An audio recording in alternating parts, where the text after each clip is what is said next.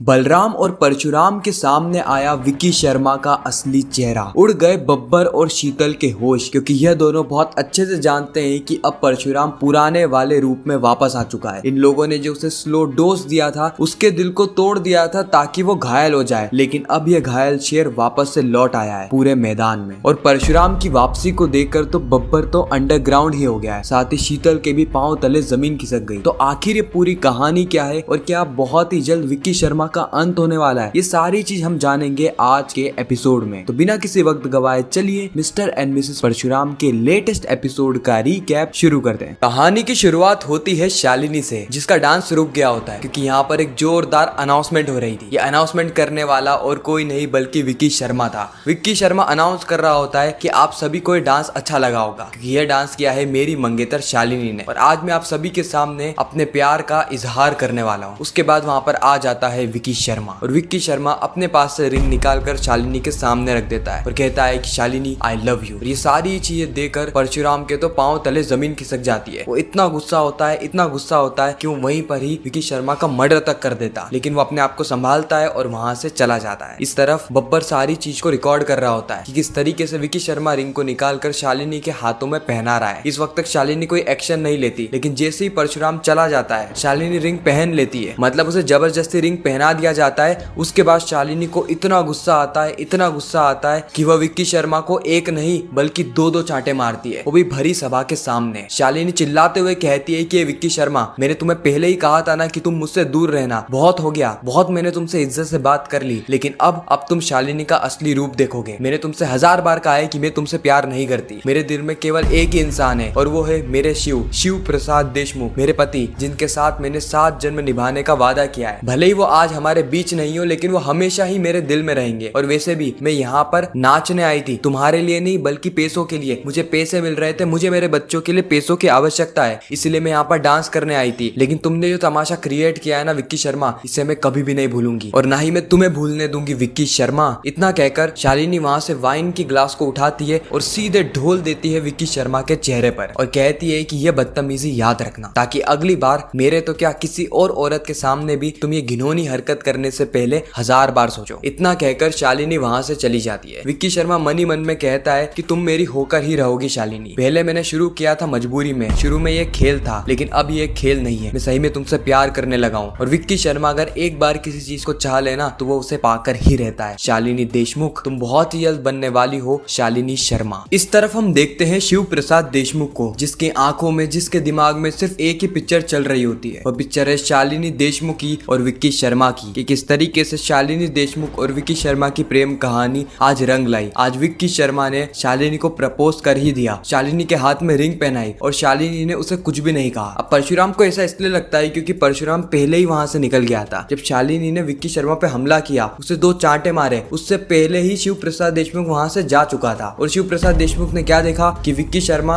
शालिनी को प्रपोज करने आया और विक्की शर्मा ने शालिनी को रिंग पहना दी। इतना ही नहीं बल्कि शिव प्रसाद देशमुख के मरने के बाद उसका तो श्राद्ध भी नहीं करा शालिनी ने, और यहाँ पर नाच गाने कर रही है, डांस कर रही है, एंजॉय कर रही है। ये सारी चीजें देख के शिव प्रसाद देशमुख की आंखों से खून के आंसू बहने लगते हैं। वो इतना ज्यादा दुखी होता है, वो इतना ज्यादा पछता रहा होता है। उसे समझ में ही नहीं आता कि आखिर शालिनी रातों रात बदल कैसे गई। 11 साल तक के रिश्ते में आज तक शालिनी ने एक बार भी शिव के अलावा किसी के बारे में सोचा तक नहीं, लेकिन अचानक से ही उसके मन में विक्की शर्मा को लेकर प्यार कहाँ से आ गया। इतने में वहां पर आ जाती है शीतल। शीतल कहती है गद्दारी करी ना उसने, शालिनी देशमुख ने। अरे वो तो पहले से ही गद्दार थी। शिव प्रसाद देशमुख कहता है कि बस, भले ही शालिनी ने गलत किया, लेकिन तुम उसकी बुराई नहीं कर सकती, आखिरकार वो है तो मेरी शालिनी ना। शीतल कहती चलो ठीक है, शालिनी को छोड़ो, भाड़ में जाए शालिनी। तुमने मुझसे वादा किया था ना कि तुम मुझसे शादी करोगे जब तुम्हें विक्की शर्मा और शालिनी के बारे में पता लग जाएगा। लेकिन शिव प्रसाद देशमुख इस वक्त तक कोई भी जवाब नहीं देता है, जिसके बाद शीतल जबरदस्ती अपनी डायमंड रिंग निकालती है और शिव प्रसाद देशमुख के हाथ में पहनाने लगती है। शिव प्रसाद देशमुख उसे रोकने की कोशिश करता है, लेकिन फिर भी शालिनी जबरदस्ती पहना देती है, यह कहते हुए कि वादा किया था ना, इसलिए अपना वादा निभाओ। और इस वक्त तक बब्बर इसकी भी रिकॉर्डिंग कर लेता है। बब्बर मन ही मन में कहता है कि शिव प्रसाद देशमुख तू जिंदा है, ये बात शीतल और मेरे अलावा और कोई भी नहीं जानता, और तेरी पत्नी शालिनी देशमुख, उसे तो जरा से भी भनक नहीं है कि आगे क्या क्या होने वाला है। यह फोटो, यह वीडियो आगे जाके तेरी जिंदगी को जलाकर राख कर देंगे शिव प्रसाद देशमुख उर्फ परशुराम। परशुराम इस पूरी दुनियादारी से थक हार के सीधे चले जाता है अपने भाऊ, अपने प्रिय मित्र, अपने बचपन के दोस्त बलराम के पास, जहाँ पे बलराम के सामने तो परशुराम का एक अलग ही रूप दिख रहा होता है। इस वक्त तक परशुराम अपनी बातों से जवाब नहीं दे रहा था, बल्कि उसकी बातें ही कुछ अलग जवाब दे रही थी, क्योंकि परशुराम नशे में टल्ली हो चुका था। वो एक नहीं दो बोतल गटक चुका था, लेकिन फिर भी रुक नहीं रहा था। वो पिए जा रहा था, अपने गमों को शराब से मिटाने की कोशिश कर रहा था। यह देखकर बलराम को बहुत बुरा लगता है, क्योंकि बलराम जानता है कि यह इंसान जो मेरे सामने है, यह है शिव प्रसाद देशमुख उर्फ परशुराम, जिसके नाम से पूरा अंडरवर्ल्ड कांपता है, जिसने कई बड़े बड़े गैंगस्टर को धूल चटा दी और आज इसकी ऐसी हालत हो गई है। सही में ये प्यार बहुत बुरी चीज है। इस वक्त तक शिव प्रसाद देशमुख से वो पूछ रहा होता है कि शिव क्या हो गया, आखिर तू इस तरीके से बर्ताव क्यों कर रहा है? तू तो परशुराम है ना परशुराम, तू कहा करता था ना कि मैं भगवान विष्णु का छठा अवतार हूँ परशुराम। और परशुराम किसी से डरता नहीं, किसी से हारता नहीं, तो आज क्या हो गया? परशुराम कहता है कि शालिनी, उसने मुझे बहुत बड़ा धोखा दिया है। बलराम कहता है कि अरे भाऊ, मैंने तुझसे कितनी बार कहा है कि शालिनी वहीनी ऐसा नहीं कर सकती, बिल्कुल भी नहीं कर सकती। ये सारी चीजें एक चाल है, चाल। तेरा दिमाग ना भ्रष्ट कर दिया शीतल ने। उसी वक्त परशुराम कहता है कि रुक भाऊ, मैं तेरे को कुछ बताता हूँ। परशुराम अपने जेब में से मोबाइल निकालता है और अपने बलराम भाऊ को वो वीडियो बताता है, जिसके अंदर विक्की शर्मा शालिनी को रिंग पहना रहा था। बलराम कहता है कि वीडियो किसने निकाली, ये वीडियो किसने निकाली? शिव प्रसाद देशमुख कहता है कि शीतल ने। बलराम कहता है मैंने तुझसे कितनी बार कहा है कि शीतल से दूर रहा कर। वो शीतल चाहती ही है कि तेरे और शालिनी के बीच में कुछ ना कुछ प्रॉब्लम होती रहे। वो तुम दोनों को अलग करना चाहती है। उसने पहले भी हमको साफ तौर पे कह दिया है कि वो तुझसे कितना ज्यादा प्यार करती है, फिर भी तू उसकी बात पे यकीन कर रहा है। शिव प्रसाद देशमुख कहता है कि मुझे उसकी बातों पे यकीन नहीं है, लेकिन ये सारी चीजें मैंने अपनी आंखों से देखी है। बलराम बार बार शिव प्रसाद देशमुख को समझाने की कोशिश करता है कि सारी चीजें एक चाल है। तुम मुझसे वादा कर भाऊ, तुम मुझसे वादा कर कि तू अब ये शराब की बोतल को नहीं छुएगा और वापस से परशुराम के अवतार में आ जाएगा, वापस से रिसर्च करेगा और इस पूरी मुसीबत की जड़ तक जाएगा और तेरा भाऊ बलराम तेरा साथ देगा। परशुराम बोल, तुझे सच्चाई जाननी है या फिर इस झूठ की माया में बंधे रहना है? बोलना परशुराम। इस वक्त तक परशुराम कहता है कि ठीक है बलराम, और ये दोनों हाथ मिला लेते हैं। बलराम के कहने पर शिव प्रसाद देशमुख एक और मौका देने को तैयार है शालिनी और विक्की शर्मा की जांच करने के लिए, और यही मौका